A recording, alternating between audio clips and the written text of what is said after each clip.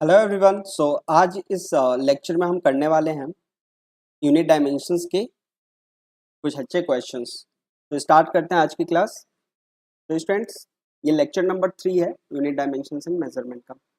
मैंने पिछले 2 लेक्चर्स में यूनिट्स पर्टिकुलरली डायमेंशंस कैसे फाइंड आउट करते हैं वो डिस्कस किया है, और वो भी कम टाइम में। ठीक है, तो आज की क्लास स्टार्ट करते हैं। तो स्टूडेंट्स, आप लेक्चर फॉलो करने के बाद टेस्ट भी दे सकते हैं, वो भी बिल्कुल फ्री।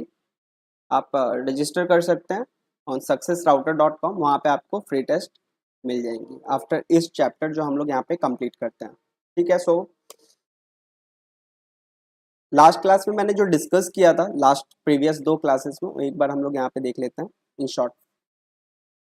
तो हमने डायमेंशन फाइंड आउट करना सीखा था और प्रिंसिपल ऑफ होमोजेनिटी भी किया था।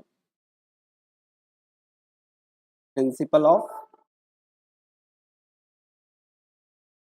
होमोजेनिटी को यूज करके हम लोग कैसे डायमेंशंस फाइंड कर सकते हैं। जैसे मैंने कुछ एग्जांपल्स लिए थे, इसमें क्वेश्चन इस तरह से पूछा जाता है, if force is equals to A x plus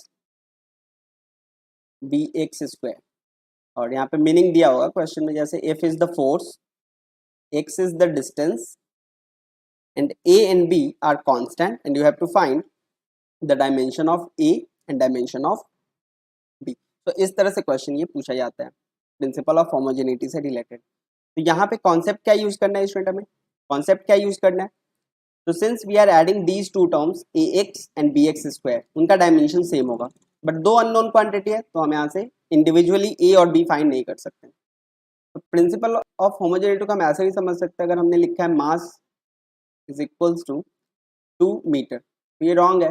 तो अगर हमने लेफ्ट में मास लिखा है तो राइट में मास का ही यूनिट होगा, लाइक केजी। तो हम बोल सकते हैं प्रिंसिपल ऑफ होमोजेनिटी का मतलब ये भी है that equation should have same dimension on its both side. Left hand side का dimension should be equal to right hand side का डायमेंशन। ठीक है स्टूडेंट, सो अगर हम इसको इक्वेट कर दे तो हमें ए और बी का डायमेंशन मिल जाएगा। हम बोल सकते हैं दैट हम इन दोनों को ऐड कर रहे हैं, मतलब इनका डायमेंशन सेम होगा, और this should be equals to force का डायमेंशन। तो हम लोग लिख सकते हैं dimension of force is equal to dimension of a x.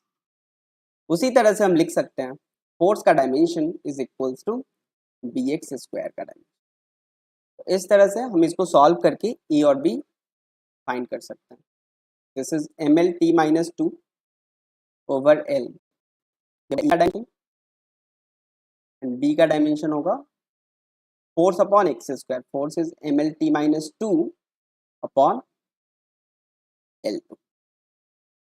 Okay, so इसको सॉल्व करेंगे तो हमें मिलेगा A is equals to the dimension of A is M T minus 2,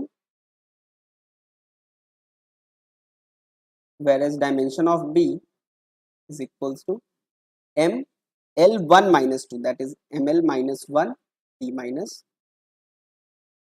और भी क्वेश्चंस मैंने प्रीवियस लेक्चर में करवाया था, तो आप तो देख सकते हैं, मैं लिंक डिस्क्रिप्शन बॉक्स में दे दूंगा क्लास ओवर होने के बाद।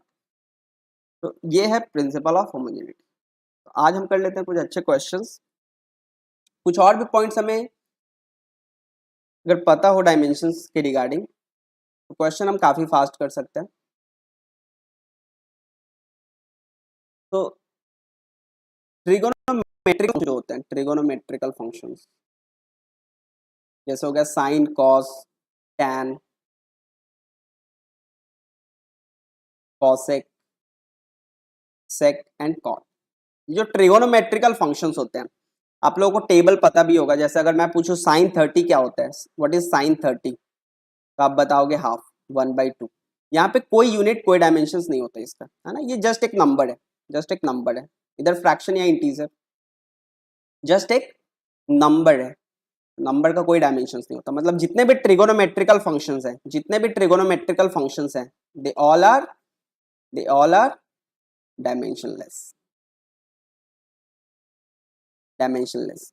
और यहाँ पे एक और पॉइंट आपको याद रखना है, मैंने फर्स्ट क्लास में भी डिस्कस किया था, एंगल। एंगल एक ऐसा फिजिकल क्वांटिटी है जिसका यूनिट तो है but it has no dimension. Angle जो है वो डायमेंशनलेस क्वांटिटी है। एंगल जो है उसका यूनिट तो है but it has no dimension, ये एक डायमेंशनलेस क्वांटिटी है। ये हो गया ट्रिगोनोमेट्रिकल फंक्शंस। तो हमें याद रखना है that trigonometrical functions are dimensionless. उसी तरह से दो और फंक्शंस हैं काफी कॉमन है फिजिक्स में, logarithmic function and exponential function. Logarithmic function और exponential functions are also dimensionless, ये दोनों भी डायमेंशनलेस होते हैं क्योंकि इनका भी जो रिजल्ट होता है जस्ट एक नंबर होता है, सो दे आर डायमेंशनलेस। डिटेल में थोड़ा मैं डिस्कस कर देता हूँ। जैसे एक्सपोनेंशियल फंक्शन का मतलब क्या है, आप किसी नंबर के ऊपर कुछ लिखते हो, जैसे एक्सपोनेंशियल बेसिकली होता है 2.72। तो एक नंबर के ऊपर अगर मैं ऐसे लिख दूं 2 टू द पावर 2 kg, तो क्या ये रिप्रेजेंटेशन सही है? मैं लिखता हूँ 2 to the power 2 kg, is it right? But अगर मैं ऐसे लिखता 2 टू द पावर 2 और kg यहाँ पे, अब ये सही है? तो power should always be dimensionless. Power में का कभी भी यूनिट और डायमेंशन नहीं हो सकता। Power is also always dimensionless, always dimensionless. तो उसी तरह से हम अगर एक्सपोनेंशियल का कुछ पावर लिखते हैं, जैसे अगर हम लिखते हैं e to the power A X, e to the power A X, तो ये जो पावर है A X, it should be dimensionless. तो अगर यहाँ पे दिया हुआ है that x is representing the distance, what will be the dimension of A, what will be the dimension of A? तो इसको डायमेंशनलेस बनाना है तो it should be reciprocal of this. तो ए का डायमेंशन क्या हो जाएगा? l माइनस, तभी तो l minus one into L, this should be dimensionless. Method wise अगर आप करना चाहो तो डायमेंशनलेस का मतलब हो गया, मैथमेटिकली हम डायमेंशनलेस को क्या लिख सकते हैं, m to the power 0, l to the power 0 और t to the power 0। So what will be the dimension of a? This is x से हमें इसको डिवाइड करना होगा, तो l माइनस वन। तो ऑब्जेक्टिव क्वेश्चन करते वक्त, एंट्रेंस एग्जाम देते वक्त हम इतना कैलकुलेशन नहीं करेंगे, सिंपली जो पावर है उसको डायमेंशनलेस बनाना है। तो एक नोन क्वांटिटी मस्ट भी होगा, दूसरा अननोन होगा, तो उसको उसका रेसिप्रोकल कर देंगे, तो 1/l, that is l minus one. तो ये हो गया ट्रिगोनोमेट्रिकल फंक्शंस, एंगल और logarithmic and exponential function, all these functions are dimensionless. इसको नोट कर लीजिए आप लोग।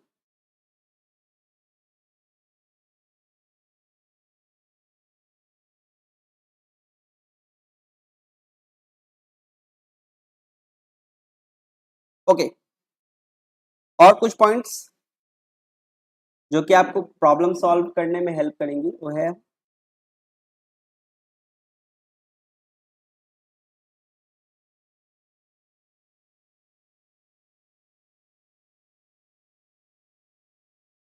अगर मैं लिखता हूं y is equals to a sine omega t, y is equals to a sine omega t, तो यहाँ पे a का डायमेंशन हमें फाइंड करना है और ओमेगा का डायमेंशन फाइंड करना है। where y is the displacement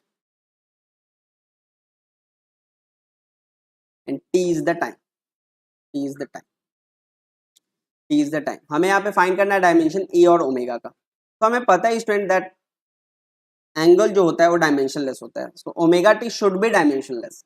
तो t का टाइम का डायमेंशन क्या होता है t, तो ओमेगा के क्या होगा, तो अभी मैंने बताया जस्ट रेसिप्रोकल कर देना होता है, तो ये हो जाएगा t to the power minus one.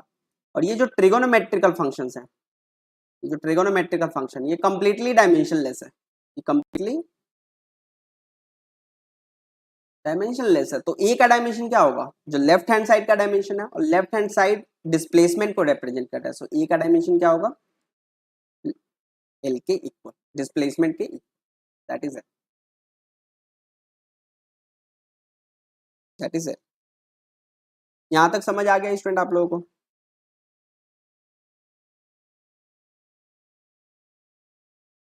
यहां तक समझ आ गया? ठीक है, हम क्वेश्चंस करते हैं, objective questions.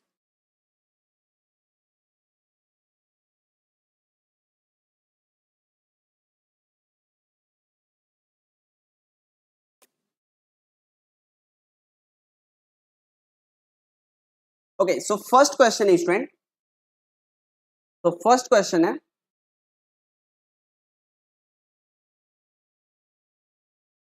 if x is equals to k sin k l t where x is the displacement, तो यह है displacement, t is the time and k and l are constant, then the dimensional formula for l will be, का dimensional formula क्या होगा? तो students यहाँ पे जो एंगल है साइन के बगल में जो भी है ये कंप्लीटली एक एंगल हुआ ना, के एल टी और के आई टी, आई थिंक के आई टी, तो ये डायमेंशनलेस है। तो डायमेंशनलेस का मतलब क्या हुआ? डायमेंशनलेस का मतलब क्या हुआ? Yes, m to the power 0, l to the power 0 और t to the power 0, but यहाँ पे k भी अननोन है और l भी अननोन है।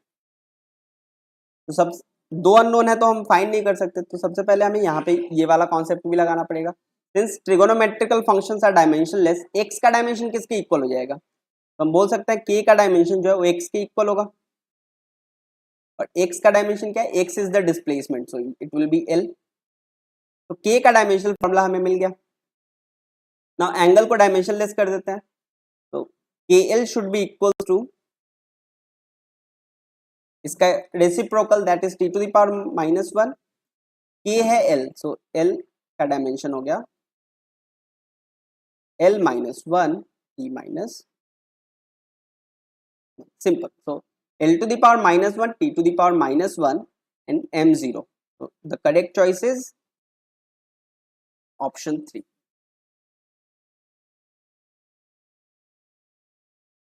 इस तरह से हम क्वेश्चंस को काफी फास्ट कर सकते हैं, बट अगर आपको ये स्टेप समझ में नहीं आ रहा है तो मैं ऑल्टरनेटिव वे भी बता देता हूँ।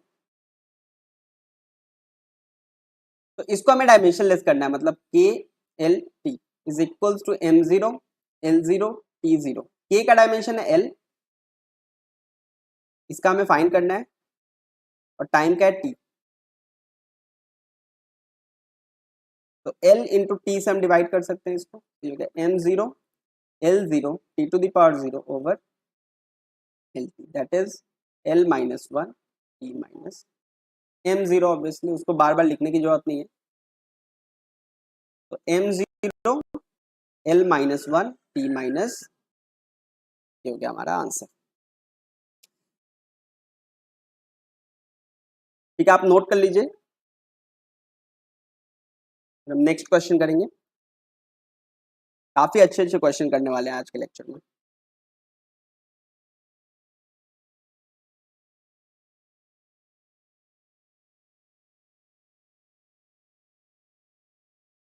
ओके,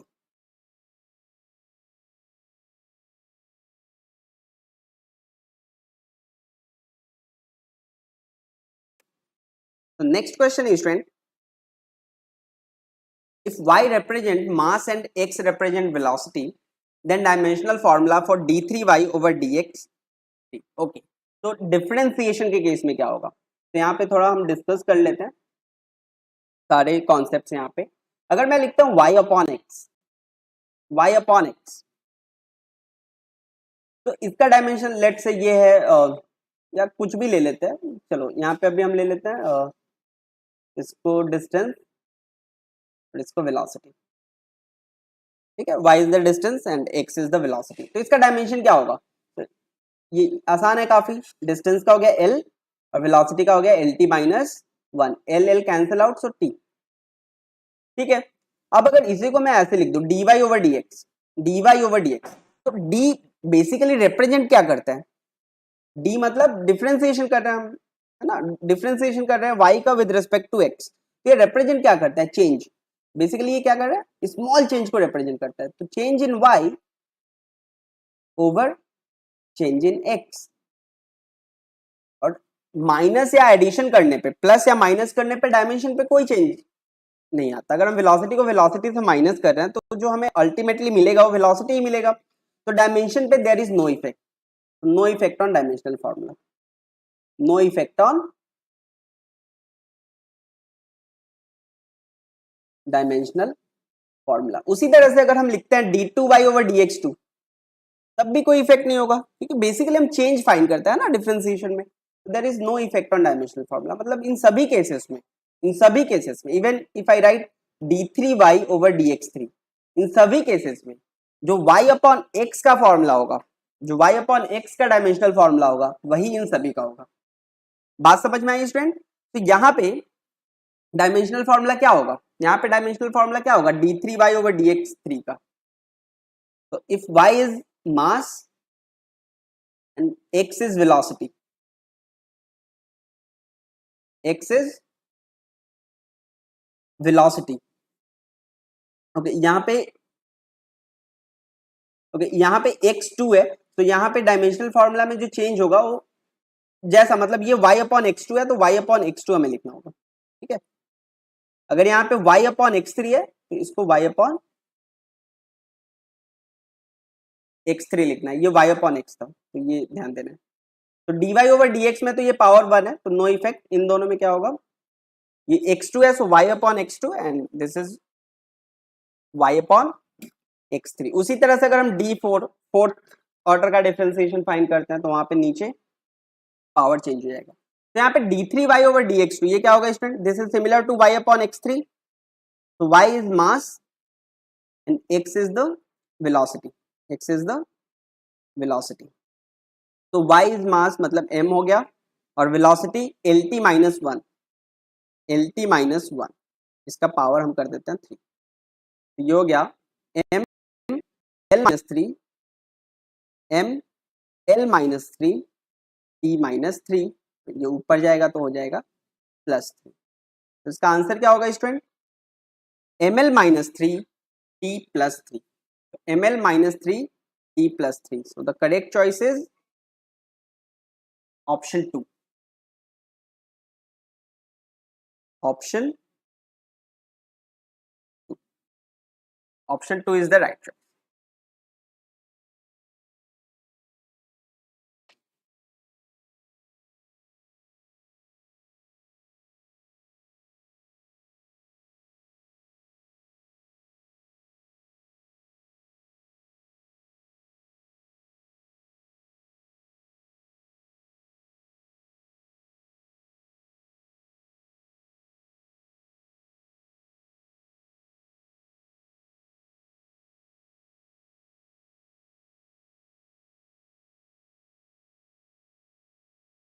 ओके नेक्स्ट क्वेश्चन करते हैं, नेक्स्ट क्वेश्चन करते हैं।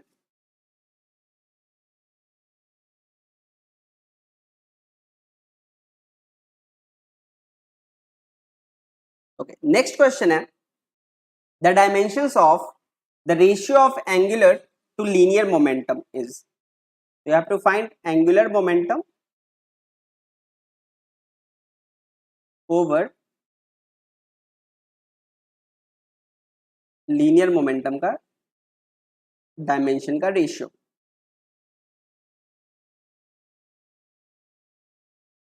तो अगर हमें इन दोनों में रिलेशन पता हो तो हम आसानी से आंसर फाइंड आउट कर सकते हैं यहाँ पे। तो डिस्कस कर देते हैं एंगुलर मोमेंटम। एंगुलर मोमेंटम का मतलब होता है moment of momentum, moment of momentum. Moment का मतलब होता है जब हम किसी फिजिकल क्वांटिटी को रेडियस वेक्टर से मल्टीप्लाई करते हैं, मतलब आरपी, राइट। ये हो गया लीनियर मोमेंटम। लीनियर मोमेंटम को अगर हम आर से मल्टीप्लाई कर दें तो हमें मिलेगा मोमेंट ऑफ मोमेंटम। तो this is R P and this is P, ये कैंसिल हो गया। R, where R is the radius vector, radius vector का डायमेंशन क्या होता है student, L. The correct choice is option first, m0 l and t0. So the correct choice is option 1. The correct choice is option 1.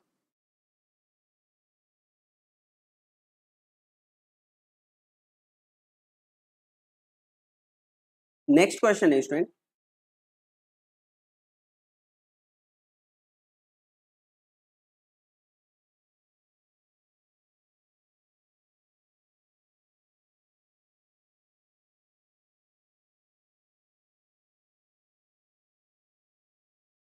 Next question है student, dimensional formula for L upon R square C, L upon R square C का dimensional formula क्या होगा। तो ऐसे questions को देख के जो पहला कॉन्सेप्ट हमें माइंड में आता है कि हम L का अलग से फाइंड कर लें, R का अलग से फाइंड कर ले और C का अलग से फाइंड कर ले और यहाँ पे पुट कर देंगे तो आंसर आ जाएगा।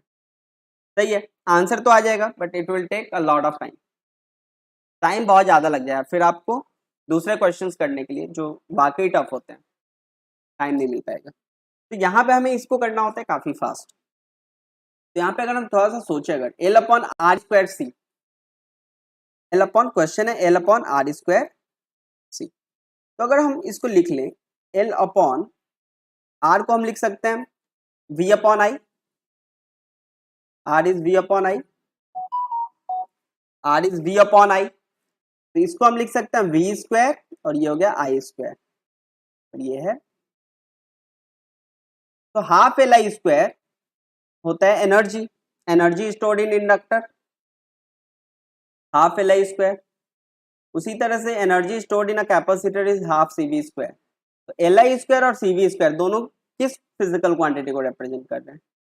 Yes, they are representing energy, they are representing energy. So energy over energy, that is dimensionless,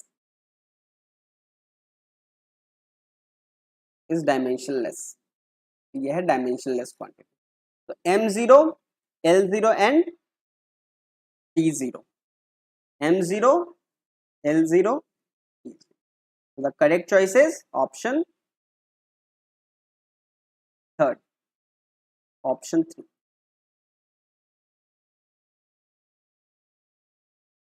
option three.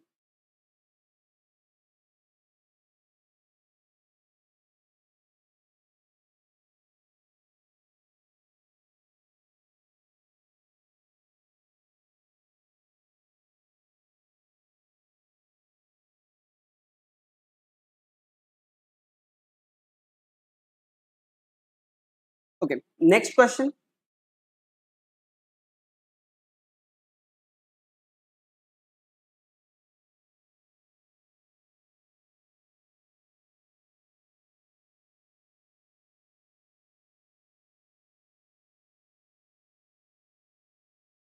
Next question is, student, if y is equals to t upon epsilon naught lv, where t is the time, meaning दिया हुआ है t is the time, l is the length, v is potential and epsilon naught is permittivity, then dimensional formula of y is similar to, ठीक है। तो 2 minute का time है आपके पास, उसके बाद हम डिस्कस करेंगे इसको,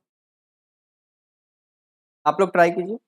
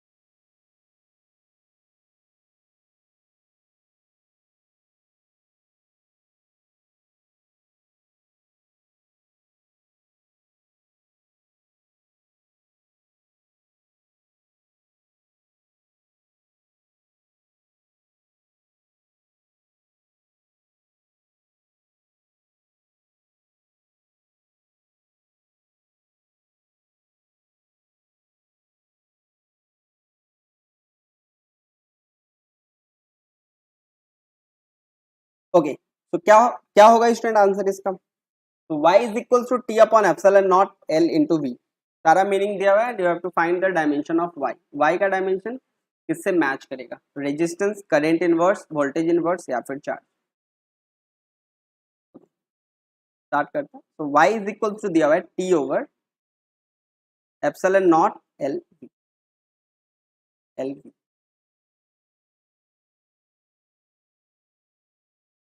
ठीक है। Epsilon not is the permittivity,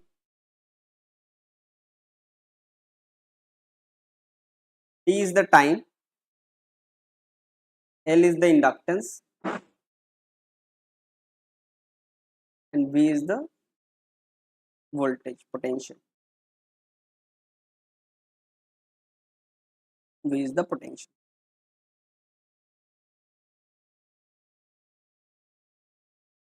okay तो स्टूडेंट्स T अपॉन इसको हम लिख सकते हैं एप्सिलॉन नॉट L, और वोल्टेज अक्रॉस इंडक्टर का फॉर्मूला हम यूज कर सकते हैं यहाँ पे, this is L di over dt, electromagnetic induction. तो यहाँ पे ये आ गया टी स्क्वायर बेसिकली, और ये आ गया epsilon not L square I, L square I, this is T square. Epsilon naught का डायमेंशन हम फाइंड कर सकते हैं फोर्स वाले इक्वेशन से, so force is 1/4 pi epsilon not Q1 Q2 by R square. ये हो गया epsilon not E2 T2 over ml minus 1 force, that is ml t minus 2, और ये हो गया L2, this is m minus 1 L minus 3 T4 and A,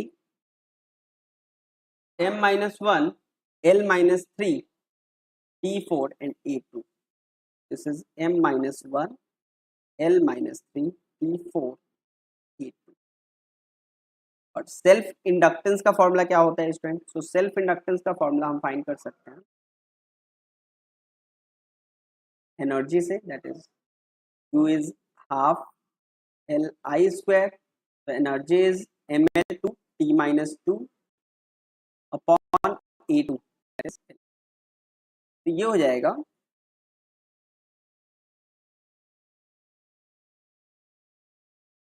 ml2 T minus 2 A minus, उसका square करना है तो ये आ जाएगा m2 L4 T minus 4 A minus 4, and I का हो गया E, I का हो गया E। इसको सॉल्व करेंगे तो हमें मिलेगा m1 ऊपर जाएगा, that is m minus 1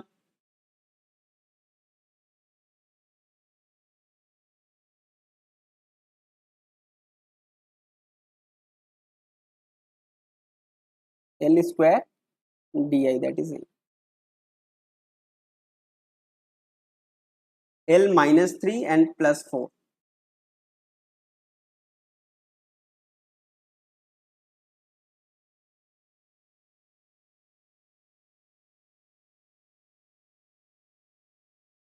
that is L minus 1 T4 T minus 4, ये कैंसिल आउट हो गया, ये हो गया T2,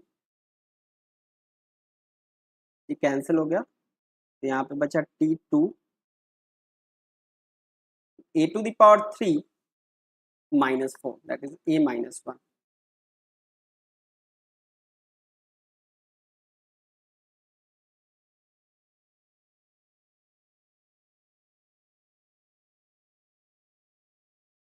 A3 minus 4 A minus 1 ऊपर जाके हो जाएगा A1 A1, तो M minus 1 L minus 1 T2 and A minus 1, ये किसके सिमिलर है? ये किसके सिमिलर है? तो स्टूडेंट्स यहाँ पे हमें अलग से फाइंड करना पड़ेगा, तब हम डिसाइड कर पाएंगे। तो करंट इज इक्वल्स होता है एम्पियर, बट यहाँ पे हम इसको ऐसे भी लिख सकते हैं V अपॉन R,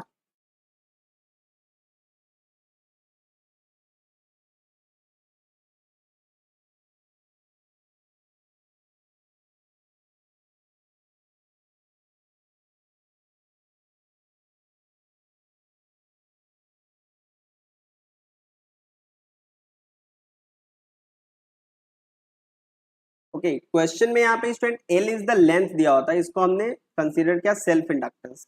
ओके तो ये क्वेश्चन हमें फिर से करना होगा, L लेंथ है, ये और आसान हो जाएगा question, and V is the potential and Y is, okay time ठीक है, टाइम हमने कंसीडर किया है, L को इंडक्टेंस हमने कंसीडर किया है, जबकि क्वेश्चन में दिया हुआ था लेंथ। इसको फिर से करते हैं, ये अब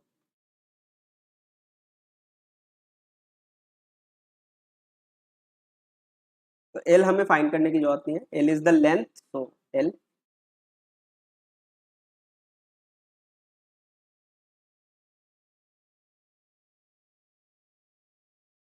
okay, so T is the time, so ये हो गया डायरेक्टली टाइम. एप्सिलॉन नॉट का डायमेंशन क्या है? m minus 1, l minus 3, t4 and a2. Length का हो गया l, और पोटेंशियल का क्या होता है स्टूडेंट? तो potential is work done by charge. ml2 t minus 2 over at. तो ये हो गया ml2 t minus 3 a minus 1. तो m और m cancel, l2 1, l3 l minus 3 cancel, t हो गया 3 and t3 cancel, a2 minus 1, so a to the power 2 minus 1, that is 1 upon a. Ampere inverse. So correct choice is 2. Correct choice is option 2. So current inverse. तो question करते वक्त जो meaning है student उस पर बहुत ध्यान देना है. हमने एल को यहाँ पे, जनरली एल होता क्या है, यहाँ पे वी पोटेंशियल दिया हुआ है, तो इलेक्ट्रिसिटी एंड मैग्नेटिज्म में एल इज द इंडक्टेंस. तो क्वेश्चन को हमें अच्छे से पढ़ना है. एल यहाँ पे लेंथ दिया होता, ये काफी आसानी से होता. ए टू द पावर माइनस 1 मतलब करेंट इनवर्स. करेंट इनवर्स आया सभी को समझ में? नोट कर लीजिए इसको आप लोग.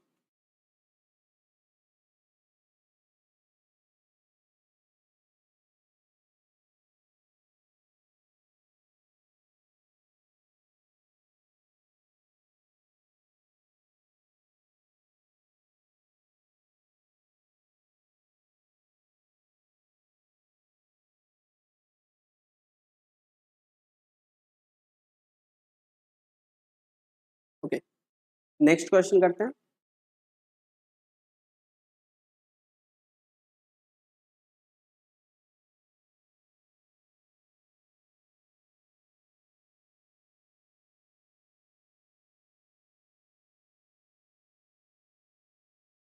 Next question is, student, if the number of particles crossing per unit volume, if the number of particles crossing per unit volume, number of particles crossing per unit volume perpendicular to x-axis per unit time is given by n is equals to d n2 minus n1 x2 minus x1, where n1 and n2 are the number of particles per unit area. n2 and n1 क्या है? Number of particles per unit area. So number upon area basically at x2 and x1 respectively. Then dimensional formula for dx upon t is. Okay, तो आप लोग try कीजिए, फिर हम discuss करेंगे. 2 minute में डिस्कस करते हैं.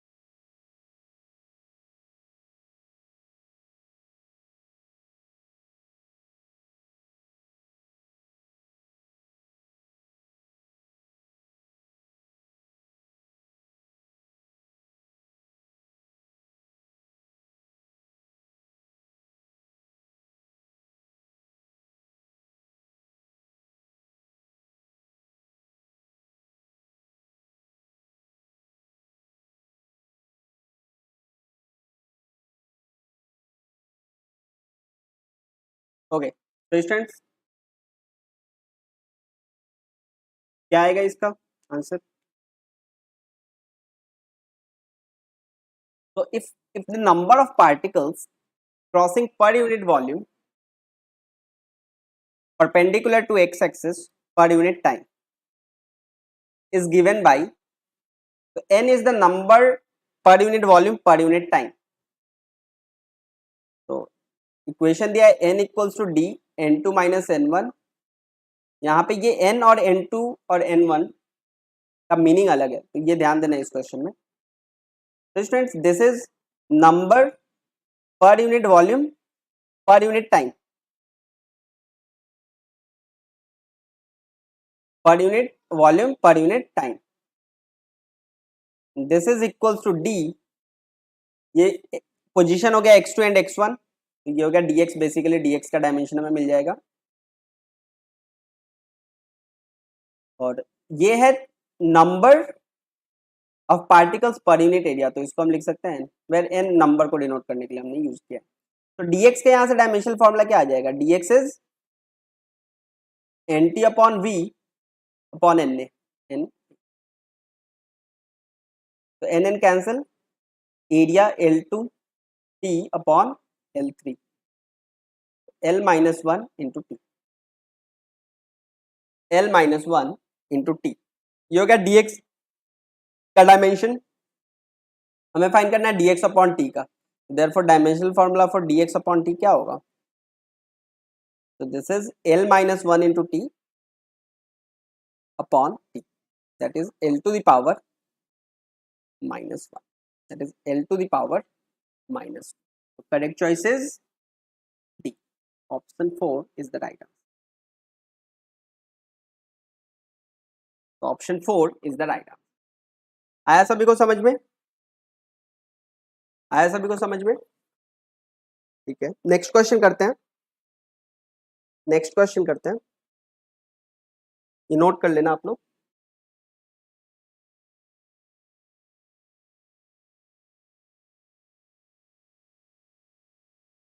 ओके, स्टार्ट करते हैं नेक्स्ट क्वेश्चन.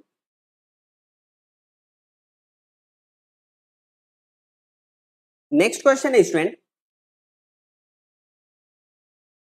नेक्स्ट क्वेश्चन है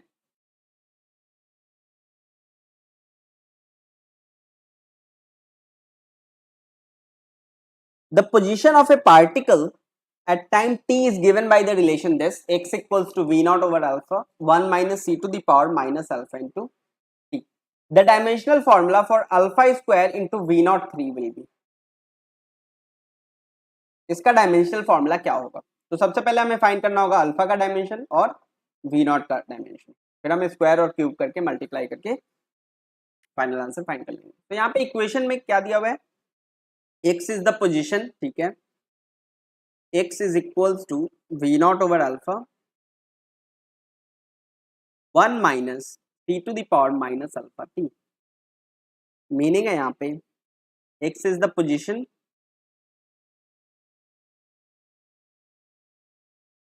t is the time, t is the time. Okay, तो अल्फा और वी नॉट हमें फाइंड करना है, अल्फा और वी नॉट हमें फाइंड करना है और फिर स्क्वायर और क्यूब करके मल्टीप्लाई कर देंगे, हमारा फाइनल आंसर आ जाएगा. तो स्टूडेंट सबसे पहले पावर की बात करते हैं. Power T to the power minus alpha T, so it should be dimensionless, it should be dimensionless. तो अल्फा का डायमेंशन क्या होगा? सिंपली जो उसके बगल में उसका रेसिप्रोकल, तो time inverse, where t is the time, so t inverse. तो ये हो गया अल्फा का डायमेंशन. और ये कंप्लीटली डायमेंशनलेस है क्योंकि 1 माइनस समथिंग, 1 माइनस समथिंग, तो ये कंप्लीटली डायमेंशनलेस हो गया. This is dimensionless.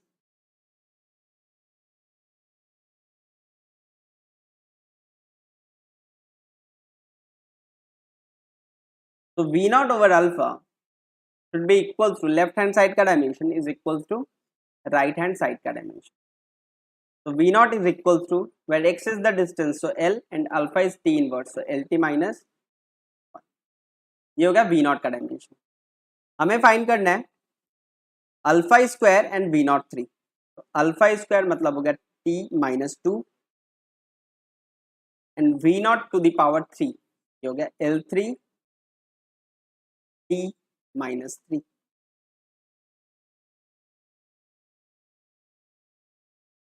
This is L3 and T minus 3 minus 2, that is minus 5. Minus 3 minus 2, that is minus 5. The final answer is L3 T to the power minus 5. So the correct choice is option 2. So option 2. Option 2 is the right answer.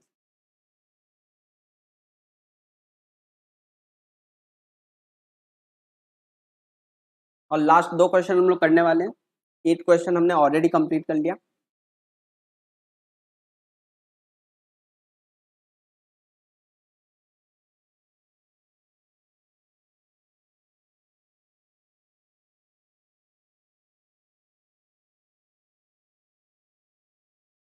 Start करते हैं next question.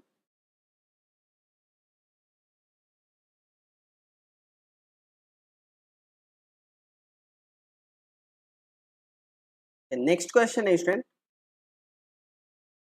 in the relation P is equals to alpha upon B e to the power minus alpha z over k theta.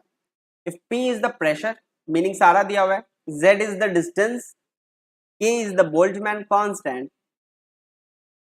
and V is temperature, the dimensional formula for alpha upon beta का dimensional formula क्या होगा?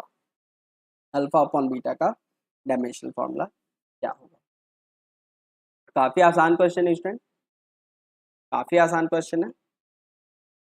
इसके लिए आपको logic use करना पड़ेगा, तो इसको आप ट्राई कीजिए. आपके पास 1 मिनट है, 1 मिनट के बाद हम डिस्कस करें.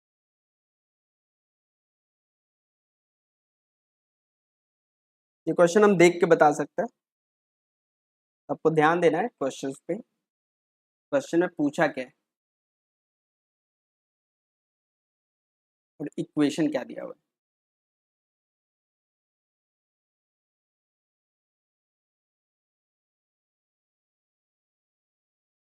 देखने में ये क्वेश्चन काफी टफ लग रहा है, बट ये बहुत आसान क्वेश्चन है. अगर यहाँ इंडिविजुअली अल्फा और बीटा का फाइंड करना होता तो क्वेश्चन का लेवल बढ़ जाता, बट यहाँ पे अल्फा अपॉन बीटा पूछा है, तो हम इजीली फाइंड कर सकते हैं, हम इजीली देख के बता सकते हैं. ओके, तो यहाँ पे स्टूडेंट पी प्रेशर है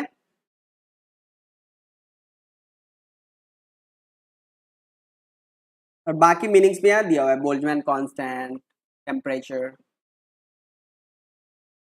तो ये जो एक्सपोनेंशियल फंक्शन है, आज क्लास की स्टार्टिंग में ही मैंने डिस्कस किया था, जो एक्सपोनेंशियल फंक्शंस होते हैं दे आर डायमेंशनलेस, तो हम बोल सकते हैं from the given equation that pressure का डायमेंशन लेफ्ट हैंड साइड का dimension should be equal to right hand side का डायमेंशन. तो अल्फा अपॉन बीटा का डायमेंशन जो है वो किसके सिमिलर होगा? पी के सिमिलर होगा. और पी का डायमेंशन क्या होता है इसमें? प्रेशर का. फर्स्ट लेक्चर में ही मैंने बताया था, आप अगर प्रेशर, फोर्स और एनर्जी याद रखते हो तो क्वेश्चन को हम जल्दी कर सकते हैं. तो m minus 1 l minus 2. So the correct choice is option 1. Option. तो ये था 9th क्वेश्चन. अब हम लोग करने वाले हैं क्वेश्चन नंबर 10. ये 8th क्वेश्चन था, ठीक है, और 2 क्वेश्चन बचे. टोटल हम 10 क्वेश्चन आज करने वाले हैं लेक्चर में. नोट कर लीजिए इसको आप लोग.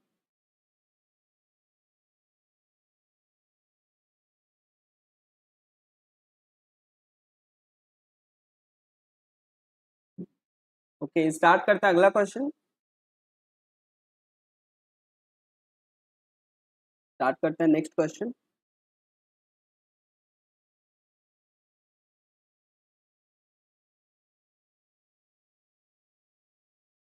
तो अगला क्वेश्चन है, a quantity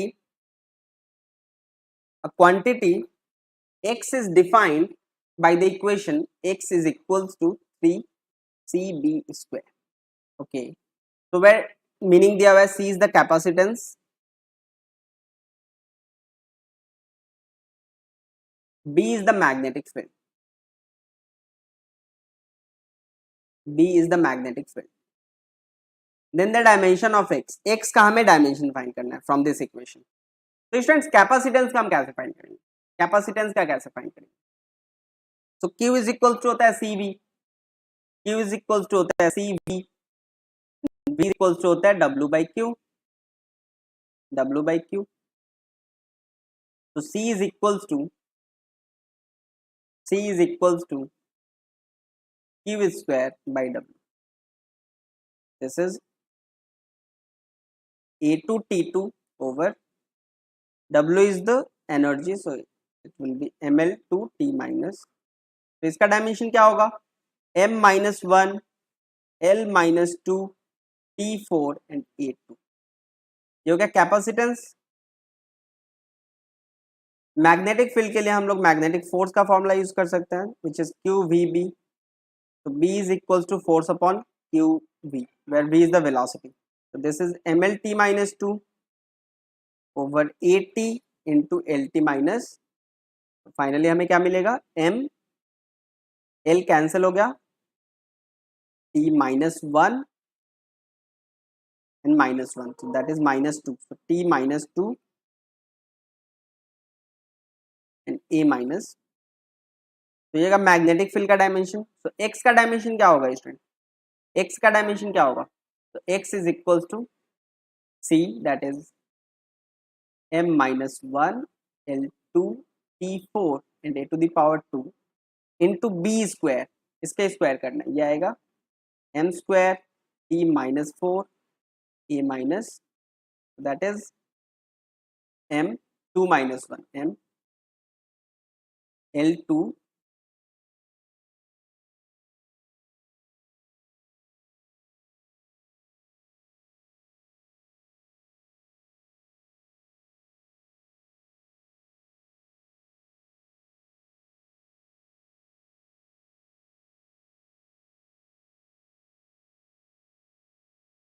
L minus 2 था, T minus 2 है, so m L minus 2 T plus 4 and minus 4 0 A2 और minus 2, ये भी होगा 0.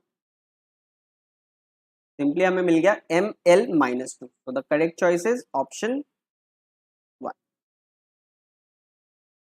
Option 1 ये हो गया राइट आंसर.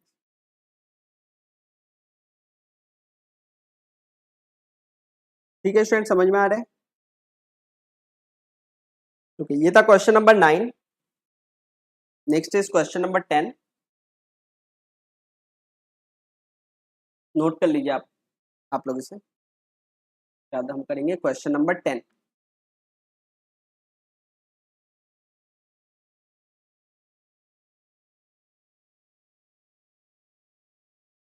जैसे स्टार्ट करते हैं अपना अगला question.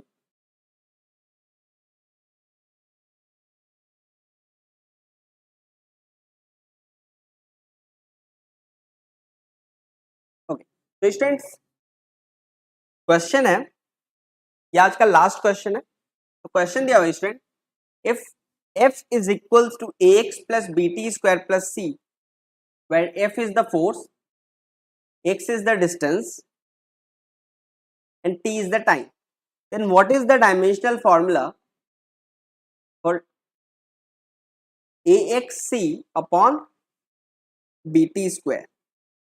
axc upon bt square. Try कीजिए आप लोग इसको. प्रिंसिपल ऑफ होमोजेनिटी से रिलेटेड क्वेश्चन है, उसके बाद हम इसको डिस्कस करेंगे. 2 मिनट है आप लोगों के पास.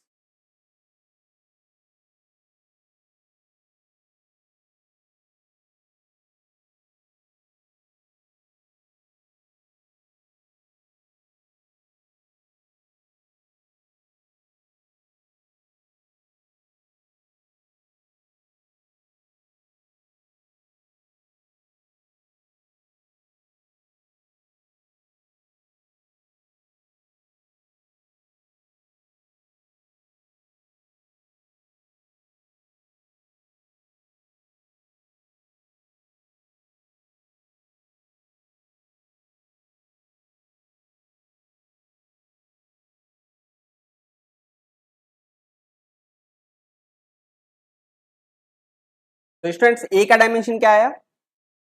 हाँ, ये प्रिंसिपल ऑफ होमोजेनिटी से होगा। तो यहाँ पे जैसे दिया है एफ इक्वल्स टू, इसको हम ऐड कर रहे हैं A X B T square और सी को, so they must have the same dimension, और इनका डायमेंशन एफ के भी इक्वल होना चाहिए। हम बोल सकते हैं सी का डायमेंशन भी इक्वल्स टू एफ। तो इस तरह से हम ए बी सी हमें यहाँ से फाइंड करना है using principle of homogeneity, and then put करके यहाँ से हमें आंसर फाइंड करना है। ठीक है, तो force is M L T minus two, ये होगा सी का डायमेंशन। उसी तरह से हम बी का फाइंड करेंगे, so the dimension of F should be identical with B T square. B T square से डिवाइड कर देंगे तो ये हो जाएगा M L T minus two over T two. therefore b का dimension is equals to M L T minus. इसी तरह से हम फाइंड कर सकते हैं ए का डायमेंशन। ए का डायमेंशन क्या होगा स्टूडेंट? सो फोर्स का dimension should be equals to A X का dimension, where X is the distance, so ये हो गया एल। एल से डिवाइड कर देंगे तो हमें मिल जाएगा ए का dimension. So this is M L T minus two over L, this is M T minus two. तो ए बी और सी तीनों का हमें डायमेंशन यहाँ पे मिल गया स्टूडेंट, सी डी और ए। हमें फाइंड करना है A X C upon B T square. तो this is equal to, this is equals to A मतलब हो गया M T minus two, X मतलब हो गया distance that is L, C का मतलब हो गया M L T minus two upon B, B है M L T minus four time का square that is T two, that is T two, that is T to. तो M M cancel, L L cancel, T minus four cancel, M L T minus two, M L T minus, the correct choice is option two, M L T minus. तो आज के lecture में हमने किया total 10 question. 10 question एक दूसरे से बिल्कुल अलग थे, तो ये क्वेश्चन आपको प्रैक्टिस करना है। नेक्स्ट क्लास, नेक्स्ट लेक्चर जो है, उसमें हम एप्लीकेशंस ऑफ डायमेंशनल एनालिसिस को कवर करेंगे। Next topic will be based on applications of dimensional analysis.